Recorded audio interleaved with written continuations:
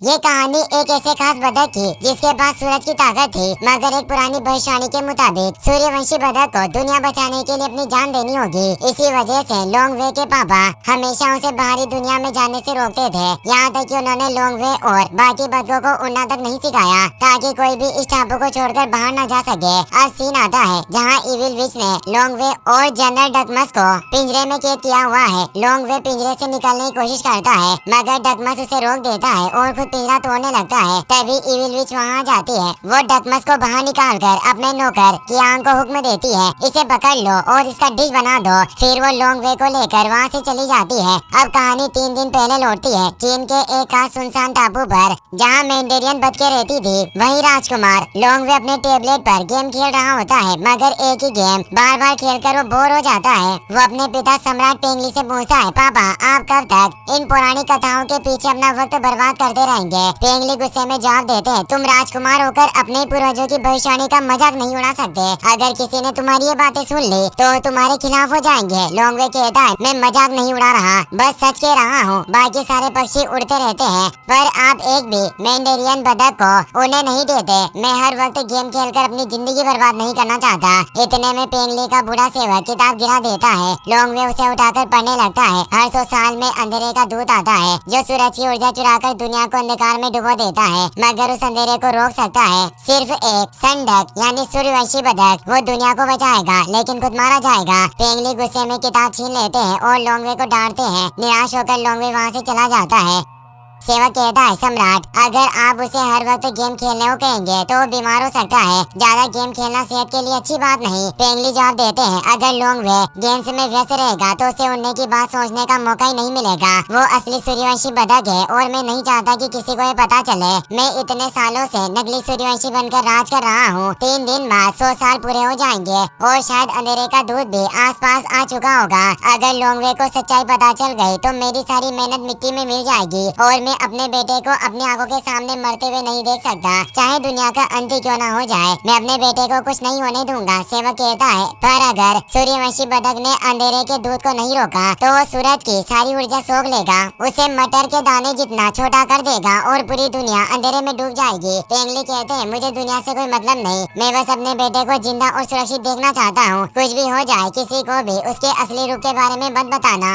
टापू के पास एक छोटे से गांव में जहां शीना और कियांग नाम के 2 भाई रहते हैं। दोनों छोटे मोटे लुटेरे थे। शीना अपनी बातों से ब्रेड बेचने वाले को उलझा लेता है और कियांग चोरी से ब्रेड उठा लेता है, लेकिन तभी वहां पुलिस ऑफिसर अपने कुत्ते के साथ पहुंच जाता है। भागते भागते शीना कियांग को लेकर पुराने रेलवे ट्रैक पर पहुंचता है। वो ट्रैक सालों से बंद पड़ा था, इसीलिए ऑफिसर भी उसके पीछे पीछे चला आता है।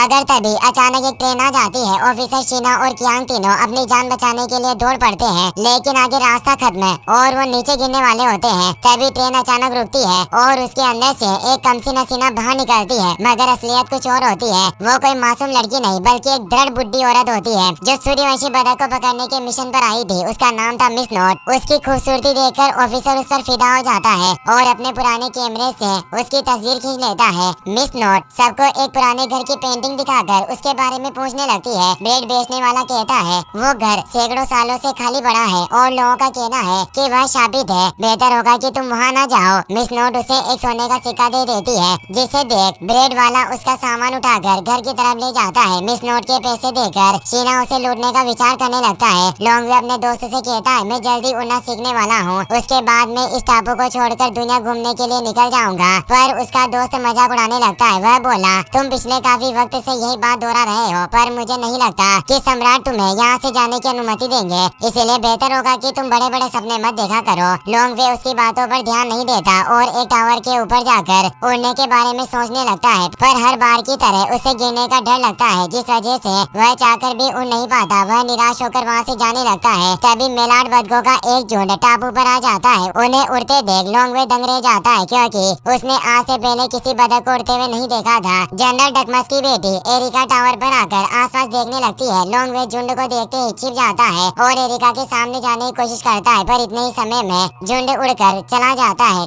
डकमस अपने जवानों से कहता है, तुम सबने बहुत मेहनत की और हम काफी वक्त से बाहर नहीं गए थे, इसीलिए मैं तुम सबको यहाँ हवाई में लेकर आया हूँ। उनकी बातें सुनकर लोंगवे हंसने लगता है, क्योंकि डगमस बेवकूफों को यह भी नहीं पता था कि वे हवाई में नहीं बल्कि चाइना में है। पेंगली डगमस के पास आकर बताते हैं, मैं यहाँ का मुखिया हूँ और शायद तुम्हें कोई गलतफहमी हुई है। यह टापू हवाई में नहीं बल्कि चाइना में मौजूद है। शायद तुम रास्ता भटक चुके हो, पर तुम्हें फिक्र करने की जरूरत नहीं। हम हर तरह के आवारा पक्षियों का स्वागत करते हैं, इसीलिए तुम कुछ दिनों के लिए यहाँ रुक सकते हो। डगमस को इससे काफी गुस्सा आता है, क्योंकि पेंगली उन्हें आवारा कह रहे थे। डगमस पेंगली को धमकाने की कोशिश करता है, पर पेंगली को इससे कोई फर्क नहीं पड़ता। वे कहते हैं, इस वक्त तुम मेरे राज्य में मौजूद हो, इसलिए बेहतर होगा कि मंडेरियन सम्राट की इज्जत करो, वरना मैं तुम्हें यहाँ से बाहर निकाल दूंगा। डगमस बोला, तुम्हारी इतनी हिम्मत बढ़ गई कि तुम मुझे टापू से निकालने की बात कह रहे हो। तुम्हें जानकारी के लिए बता दूं कि हम मेलाट बहुत अच्छे योद्धा होते हैं। अगर तुमने मुझसे लड़ने की भूल की तो मैं तुम्हारी हड्डियां तोड़ दूंगा। पेंगली कहते हैं, मैं बेवजह कोई लड़ाई नहीं करना चाहता, पर तुम अपनी मर्जी से मेरे टापू पर कब्जा नहीं कर सकते। इसके बाद डगमस ने पेंगली पर हमला कर दिया और दोनों के बीच लड़ाई होने लगती है। डगमस काफी ताकतवर था और आसानी से पेंगली को हरा देता है। पेंगली सभी बतखों को इकट्ठा करके मेलार्ड्स को वहाँ से भगाने के बारे में सोचने लगता है। वे कहते हैं, दुश्मन तादाद में हमसे ज्यादा और ताकतवर है, लेकिन अगर हमने उन्हें यहाँ से नहीं भगाया तो वे हमारे टापू को बर्बाद कर देंगे। बूढ़ा सेवक एक साइन दिखाते हुए बोला, क्यों ना हम पत्थरों की मदद से एक बड़ा साइन बनाए। मुझे यकीन है कि दुश्मनों को हमारी बात समझ में आ जाएगी और वे यहाँ से चले जाएंगे। पुलिस ऑफिसर मिस नोट के प्यार में दीवाना हो चुका था और घर के बाहर बैठकर उसे निहारने लगा। वह अपने कुत्ते से पूछता है, आखिर मैं ऐसा क्या करूँ जिससे मिस नोट मेरे प्यार में पड़ जाए। तभी उसे शीना और कियांग दिखाई देते हैं। वे छिपकर मिस नोट के गार्डन में घुस गए थे। वहाँ उन्हें वही बॉक्स मिलता है जिसमें मिस नोट ने पैसे रखे थे। शीना बॉक्स खोलने की कोशिश कर रहा था, पर तभी ऑफिसर वहाँ पहुँच जाता है। वह दोनों की फोटो खींचकर उनके हाथ में हथकड़ी पहनवा देता है। उनकी आवाज सुनकर मिस नोट वहाँ जाती है। ऑफिसर बताता है, शीना और कियांग तुम्हारा सामान चुराने की कोशिश कर रहे थे, पर मैंने उन्हें पकड़ लिया। मिस नोट ऑफिसर से कहने लगती है, ये दोनों चोर नहीं बल्कि मेरे साथी है, मैंने इन्हें काम पर रखा था।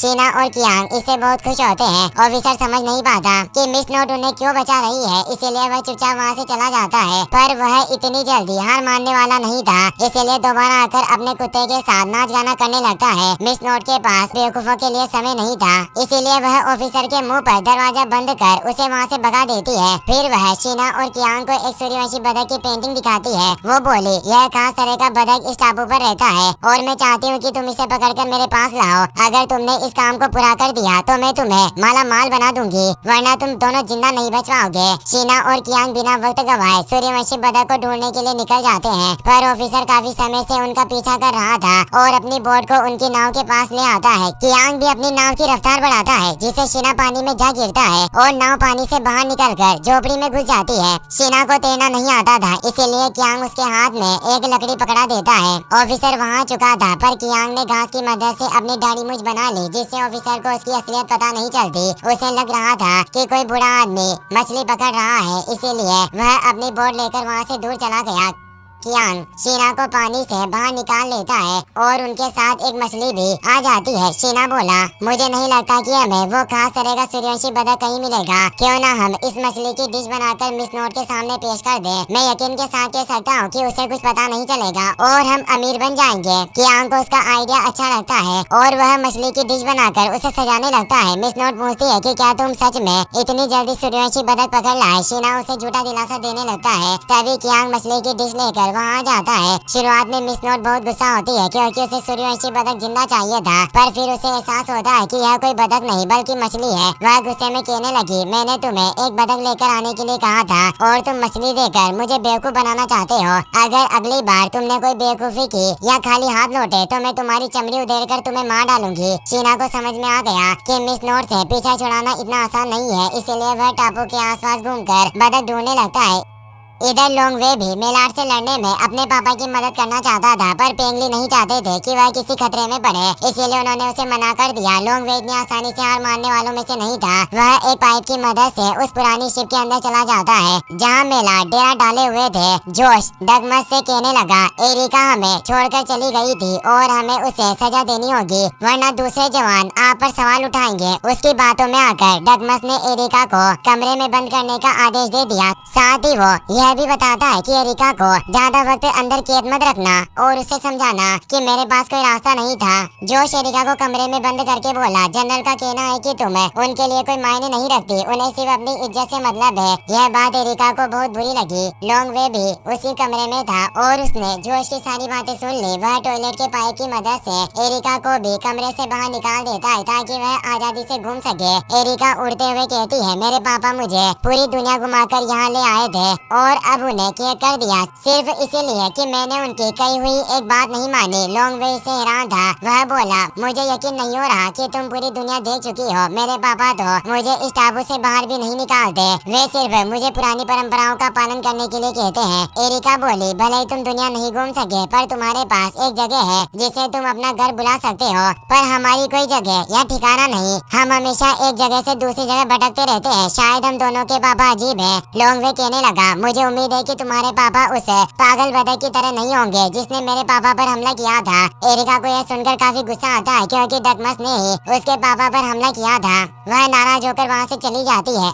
अगली सुबह पेंगली और उनके साथी पत्थरों की मदद से एक बड़ा साइन दिखाते हैं, अपने घर चले जाओ। डकमस को इससे काफी गुस्सा आता है और वह अपने जवानों के साथ मिलकर साइन बदलने लगता है। एरिका और लॉन्ग वे एक दूसरे से बात कर रहे थे पर डकमस और पेंगली उन्हें पकड़कर अपने साथ ले जाते हैं। रात में एरिका फिर लॉन्ग वे के पास आ जाती है। दोनों एक दूसरे को पसंद करने लगते हैं पर अपने दिल की बात कहने में घबराते हैं, इसीलिए वे अच्छे दोस्त बन जाते हैं। एरिका को समझ में आ गया था कि लॉन्ग वे को उड़ना नहीं आता और वह उसे उड़ना सिखाने लगती है। शुरुआत में लॉन्ग वे को काफी परेशानी हो रही थी और वह पहाड़ से टकराकर पानी में गिर जाता है। वह बेहोश हो चुका था और पानी के साथ बहने लगा। शीना और कियांग टापू के पास आ चुके थे। वे डायनामाइट की मदद से धमाका करके एक छेद बना देते हैं जिससे टापू के तालाब का पानी बाहर निकलने लगता है। पानी के बहाव की वजह से लॉन्ग वे उस छेद में फंस जाता है। कियांग ने शीना के पीछे से जोरदार धक्का दिया और लॉन्ग वे छेद से बाहर निकलकर हवा में उड़ने लगा। वह बहुत ही खुश था और एरिका के साथ मस्ती करके उड़ने लगा। एरिका बोली, अगर तुम चाहो तो हम दोनों साथ में टापू छोड़कर दुनिया घूमने के लिए जा सकते हैं। लॉन्ग वे भी दुनिया घूमना चाहता था पर वह अपने पापा को अकेला नहीं छोड़ सकता था, इसलिए वह मना कर देता है।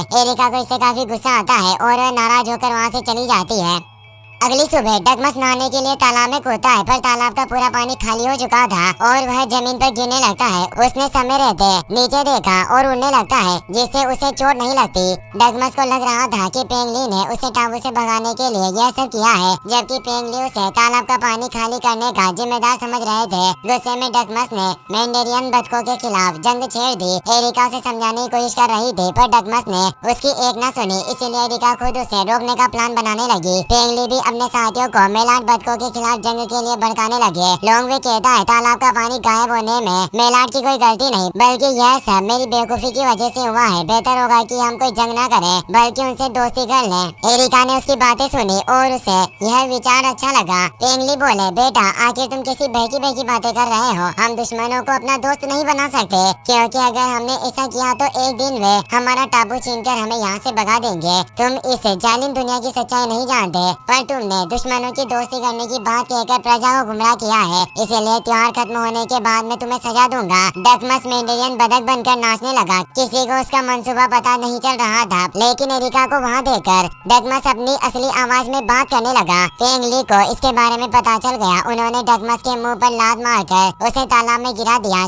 शीना छेद के पास जाल लेकर तैयार बैठा था और डकमस को जाल में पकड़ लेता है। एरिका समझ गई कि डकमस खतरे में है, इसीलिए वह तुरंत उसे बचाने चली गई। अचानक लॉन्ग वे के सीने पर सूरज की छाप चमकने लगती है जिससे सारे मंडेरियन बतखों को पता चल जाता है कि वह एक असली सूर्यवंशी है। पेंगली इतने सालों से अपने सीने पर सूरज की पेंटिंग बनाकर सबको बेवकूफ बना रहे थे। लॉन्ग वे पूछता है, अगर मैं सूर्यवंशी था तो आपने मुझसे यह बात छिपाकर क्यों रखा? अगर आप उन बेवकूफ भरी बातों जैसे अंधेरे के दूत से परेशान है तो मुझे उससे कोई फर्क नहीं पड़ेगा। मेरी दोस्त को मदद की जरूरत है और मैं यहाँ से जा रहा हूँ। वह उड़ते हुए वहाँ से चला जाता है। उसे उड़ता देख पेंगली और सभी मंडेरियन बतखों के होश उड़ जाते हैं। शीना डकमस को मिस नोट के पास ले जाने के लिए काफी खुश था क्योंकि उनके गाँव में भी अंधेरे के दूत और सूरज के गायब होने की कहानियाँ सुनाई जाती थी। लेकिन अगर वो संडे को मिस नोट के पास लेकर नहीं गया तो मिस नोट दोनों को जिंदा नहीं छोड़ेगी। इसीलिए शीना बिना वक्त गवाए मिस नोट के पास चला जाता है। मिस नोट पिंजरे के ऊपर से कपड़ा हटाकर देखने वाली थी, मगर पुलिस ऑफिसर वहाँ आकर उसे रोक देता है। वह कहता है इस जगह पर बतखों को पकड़ना गैर कानूनी है, इसलिए मुझे पिंजरे की तलाशी लेनी होगी। अगर इसके अंदर बतख हुआ तो मैं इन दोनों को जिंदा नहीं छोड़ूंगा। वह पिंजरे से कपड़ा हटा देता है और डगमस को देखकर मिस नोट हैरान रह जाती है। उसे पता चल गया था कि यह कोई सूर्यवंशी बतख नहीं है, फिर भी अपने दिल की तसल्ली के लिए वह उस पर पानी डालती है, जिससे डगमस का असली रूप सामने आ जाता है। मिस नोट शीना पर गुस्सा करने लगती है, तभी उसकी नजर खिड़की में पड़ती है। लॉन्ग वे एरिका के साथ मिलकर उन पर नजर रख रहा था। मिस नोट ने झलक में ही पहचान लिया कि लॉन्ग वे एक सूर्यवंशी बतख है। मिस नोट ऑफिसर को बेवकूफ बनाती है। हम दोनों अपने प्यार भरे रिश्ते को आगे बढ़ाने के लिए घूमने के लिए जाएंगे, पर उसके लिए मुझे तैयार होना पड़ेगा, इसीलिए तुम कुछ वक्त बाद मेरे पास आना। वह उसकी शर्ट पर फूल लगा देती है, जिसके अंदर से अजीब सी गैस निकल रही थी। इससे ऑफिसर प्यार में पागल हो जाता है और चुपचाप वहाँ से चला जाता है। एरिका डगमस को बचाने के लिए जाती है। इतने वक्त में मिस नोट ने लॉन्ग वे को भी पकड़कर पिंजरे में बंद कर दिया और उसे कमरे में रख देती है। शीना मिस नोट से बतखों को पकड़ने के इनाम मांगने लगता है। मिस नोट कहती है सूर्यवंशी बतख को मैंने पकड़ा है, तुम सिर्फ उस बेकार सी बतख को लेकर आए थे, इसीलिए मैं तुम्हें कोई इनाम नहीं दूंगी, लेकिन अगर तुम सूर्यवंशी बतखों को खत्म करने में मेरी मदद करो तो तुम्हें पैसे मिल सकते हैं। सूर्यवंशी बतखों को मारने से पहले हमें उसे सूरज दिखाना होगा, इसीलिए तुम मेरा साथ दो। मिस नोट अपनी मशीन तैयार करने लगती है और गलती से शीना मशीन के अंदर बंद हो जाता है। एरिका लॉन्ग वे और डगमस को पिंजरे से बाहर निकालने की कोशिश कर रही थी, पर उसकी सारी कोशिशें बेकार हो जाती है और वह मदद मांगने के लिए टापू की तरफ चली जाती है। कियांग कमरे के अंदर से कुछ आवाजें सुनता है, पर वहाँ कोई नहीं होता और वह पिंजरे को गेंद बनाकर उसके साथ खेलने लगता है। मिस नोट वहाँ जाती है। वह डगमस को पिंजरे से बाहर निकालकर कियांग को पकड़ा देती है ताकि उसे मारकर लबादार बतख बनाया जा सके।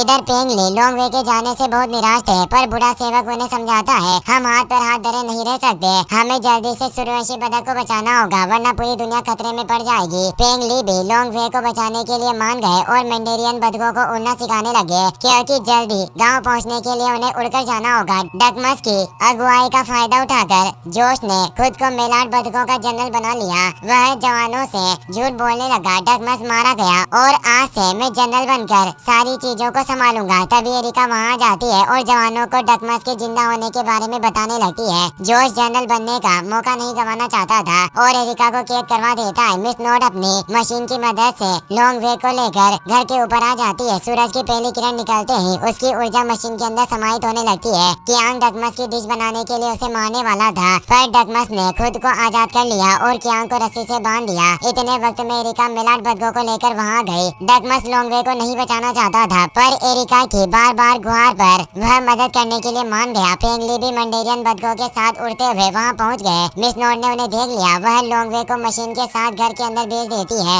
और उन पर हमला करना शुरू कर देती है। उनके हमलों से बचते हुए मिस नोट का असली चेहरा सामने आ गया। वह एक बदसूरत बूढ़ी महिला थी। वह दोबारा सूरज की ऊर्जा को मशीन के अंदर समाहित करने लगी। डगमस अपने साथियों को लेकर वहाँ गया, इसलिए मिस नोट घर के अंदर चली जाती है। उसने पूरे घर को लोहे की प्लेट से ढक दिया, जिससे कोई अंदर नहीं आ पाता। मिस नोट सूरज की ऊर्जा का इस्तेमाल करके खुद को जवान बनाने लगी। अगर वह पूरी ऊर्जा को समाहित कर लेती तो उसे अमर बनने से कोई नहीं रोक सकता था। पेंगली इसके बारे में जानते थे और मेलाट के साथ मिलकर मशीन के एंटीना को तोड़ने लगे, पर मिस नोट पहले से सारी तैयारियां कर चुकी थी। वह एक मशीनी हाथ की मदद से सभी को दूर भगा देती है। लॉन्ग वे पिंजरे के साथ ही एक बिजली के तार पर चला गया। बिजली के झटके की वजह से पिंजरा टूट जाता है। लॉन्ग वे को लग रहा था कि अब वह कुछ नहीं कर पाएंगे, इसलिए वह माइक लेकर एरिका से अपने प्यार का इजहार कर देता है। डगमस को इससे गुस्सा आता है, जबकि एरिका के मन में खुशी फूटने लगती है। एरिका लॉन्ग वे के हेलमेट की मदद से एंटीना तोड़ देती है, जिससे मिस नोट दोबारा बूढ़ी हो जाती है और बिना ऊर्जा के मशीनी हाथ भी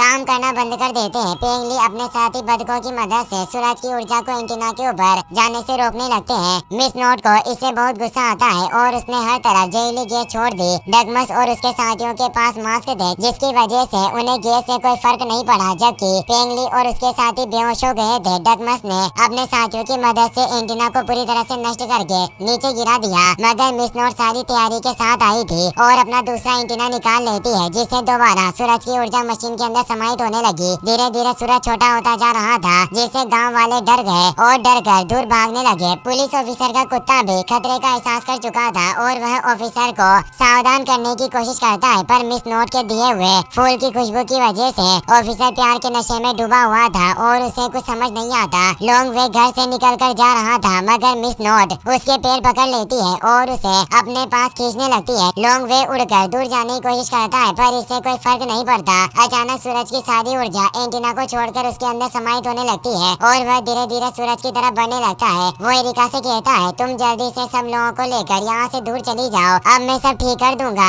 एरिका को लग रहा था कि अब लॉन्ग वे जिंदा नहीं बचेगा, जिससे वह दुखी होकर रोने लगती है। डगमस उसे समझाकर शांत करता है और वहाँ से दूर ले आता है। अचानक लॉन्गवे के शरीर पर आग लगने लगती है और वह तेजी से घर के अंदर चला जाता है। इससे वहाँ जोरदार धमाका होता है और पूरा घर मिट्टी में मिल जाता है। शीना जो मशीन के अंदर था उसका हॉट एयर बलून बाहर निकलता है और वह कियांग के साथ हवा में उड़ने लगता है। मैंडेरियन और मेलाड बदक मिलकर लॉन्गवे को घर के मलबे में ढूंढने लगते हैं। लॉन्गवे एकदम सुरक्षित था और उसे देखकर एरिका बहुत खुश होती है। सब जीत का जश्न मनाने के लिए टापू की तरफ चले जाते हैं। कुत्ता पुलिस ऑफिसर को घसीटकर घटना स्थल पर लेकर आता है पर इतने वक्त में सब वहाँ से जा चुके थे। सिर्फ बूढ़ी मिस नोट वहीं होती है मगर फिर भी ऑफिसर उसके प्यार में पागल था। शीना और कियांग अभी भी हॉट एयर बलून में उड़ रहे होते हैं। मेलाड बदकों ने जोश को सजा देने के लिए कमरे में बंद कर दिया और सब जीत का जश्न मनाने लगते हैं। लॉन्ग वे एरिका के साथ दुनिया घूमने के लिए निकल जाता है। इसी के साथ मूवी की हैप्पी एंडिंग हो जाती है।